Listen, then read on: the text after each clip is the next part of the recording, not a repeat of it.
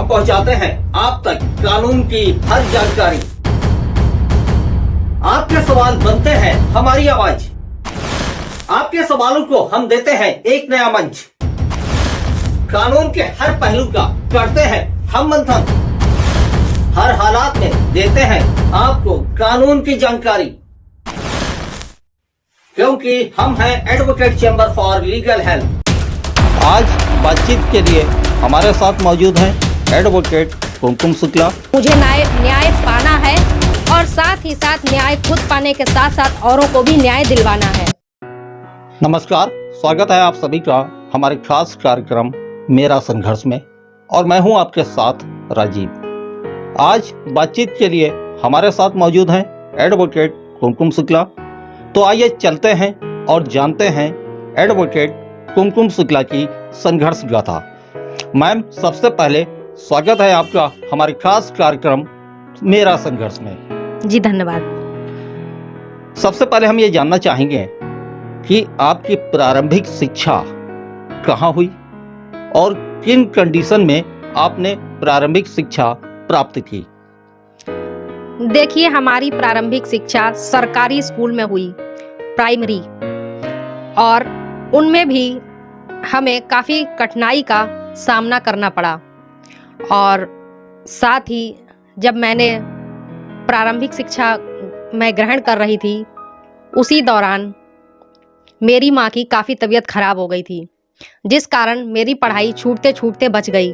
लेकिन मेरी माँ ने ठीक होते ही तुरंत मेरी पढ़ाई को आगे बढ़ाने का प्रयास किया और उन्होंने दूसरे स्कूल में मेरा दाखिला करवा दिया। और वो स्कूल जिसमें मेरा दाखिला बाद में हुआ, वो स्कूल अर्ध सरकारी था। वहाँ महीने की 1.5 रुपया फीस जाती थी, जो कि मेरी माँ सिलाई करके बड़ी कठिनाई से उस फीस को अदा करती थी और हम सबको पढ़ाती थी।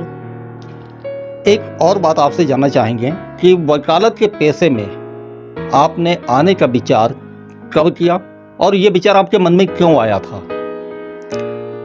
देखिए, ऐसा हुआ, मेरे जीवन में काफ़ी कठिनाइयाँ आईं और इस तरीके से मैंने काफ़ी संघर्ष किया। मैंने 8वीं क्लास तक की शिक्षा जैसे तैसे प्राप्त की। उसके बाद मेरी माँ की ऑपरेशन होने के कारण वो मुझे पढ़ा नहीं सकी, और फिर भी मेरा पढ़ने का मन था तो मेरी माँ ने एक स्कूल में दाखिला करवाया, जहाँ मैंने 9th और 10th के पेपर देके परीक्षा पास की। और उसके बाद मैंने इंटर की परीक्षा यानी कि 11वीं छोड़कर सीधे इंटर के पेपर दिए, और उस दौरान मैंने खुद नौकरी करना प्रारंभ कर दिया था। प्राइवेट तौर से मैं उस समय ट्यूशन भी पढ़ाती थी, और उससे जो मुझे पैसा मिलता था वो मैं इकट्ठा करती थी, और उससे मैंने इंटर का फार्म डाल करके अपनी इंटर की शिक्षा प्राप्त की। उसी दौरान कुछ मेरे परिवार में ऐसी परिस्थितियां उत्पन्न हुई जिनसे मेरा मन पूर्ण रूप से विचलित हो चुका था, और मैं समझ गई थी कि पढ़ाई के सिवा कुछ भी नहीं है। अगर मुझे आगे बढ़ना है और कुछ बनना है तो इसके लिए पढ़ाई करना बहुत ज़रूरी है। जो कि पढ़ाई करने के लिए मेरे पास पैसे नहीं थे, लेकिन फिर भी मैंने छोटे मोटे काम करके, सिलाई कढ़ाई के, उनसे पैसे प्राप्त किए और इकट्ठे करके उनसे मैंने पढ़ाई आगे अपनी जारी रखी। मैम, जब आपने बीए पास किया, उसके बाद जब आपने एलएलबी में एडमिशन लिया, तो क्या आप उसी दिन से बैठना शुरू किया या एलएलबी पूरी होने के बाद आप कोर्ट परिसर में बैठने आई थी? मैं एलएलबी में एडमिशन लेने के बाद 2014 में पहला सेमेस्टर के एग्जाम देने के दूसरे ही दिन, जिस दिन एग्जाम खत्म हुए उसके दूसरे दिन से ही मैंने कोर्ट परिसर में बैठना शुरू कर दिया था। और मैं चाहती थी कि जब तक मेरी एलएलबी की डिग्री पूरी हो और मैं पूर्ण रूप से एक वकील अधिवक्ता के रूप में बन सकूं आगे चलकर, तो उसके लिए मुझे प्रैक्टिस का अनुभव होना भी जरूरी था। इसमें आप देखा जाए तो 2014 से आप जो है न्यायालय परिसर में बैठ रही है, तो इसका मतलब आप 7 साल आपकी प्रैक्टिस हो चुकी है। तो अब 7 साल बीतने के बाद आपको कैसा महसूस होता है कि ये वकालत का पेशा कितना अच्छा है और कितना खराब है? इसके बारे में कुछ आप बताएं।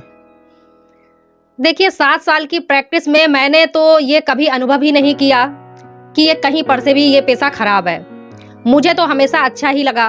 क्योंकि इसमें नॉलेज ही बढ़ती है और हर चीज का ज्ञान बढ़ता है। साथ साथ हमारी इसके प्रति न्याय पाने के प्रति हमारी रुचि अधिक रही है, क्योंकि मुझे जिन परिस्थितियों से गुजरना पड़ा और मैं देखती थी कि आए दिन गरीब और अज्ञानतावश लोगों को लोग प्रताड़ित करते रहते हैं, उन्हें कानून की जानकारी नहीं होती है। इन्हीं सबको देखते हुए मैंने ये शिक्षा प्राप्त की थी कि मुझे न्याय पाना है और साथ ही साथ न्याय खुद पाने के साथ साथ औरों को भी न्याय दिलवाना है।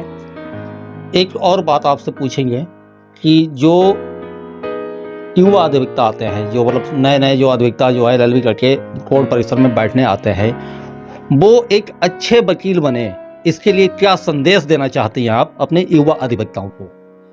हम अपने युवा अधिवक्ताओं को ये संदेश देना चाहते हैं कि वो अच्छे वकील तभी बन सकते हैं जब वो मेहनत और लगन से कचहरी के अपने सीनियर द्वारा किए गए सभी कार्यों को गौर से देखें और उन्हें करें, और ना समझ में आए तो उनसे